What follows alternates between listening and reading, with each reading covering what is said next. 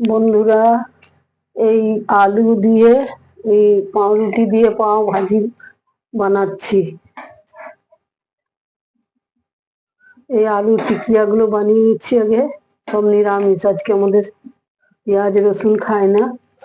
এই আলুটা সিদ্ধ করে রাখা ছিল, ওতে মশলা বানিয়ে রাখি একটা, ধনে জিরে সৌঁফ, ওই মশলাটা গুঁড়ি করে জিরে ভাজা গুঁড়ি সব দিয়ে, এটা বিট নুন দিয়ে সেনে, আর এই রিফাইন তেলে এটাকে ভাজছি।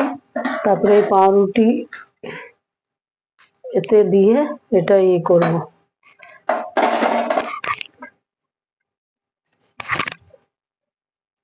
তারপরে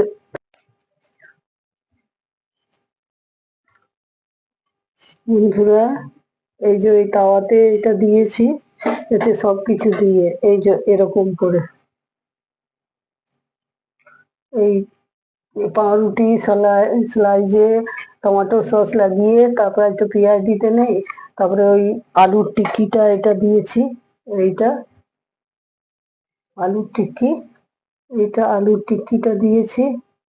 তারপরে কি বলে, শসা, টমেটোর, হলদিরামের ভুজিয়া, চাট মশলা দিয়ে, তারপরে উপর থেকে একটা পাউরুটি দিয়ে এমনি করে করে ওইটাতে দেবো।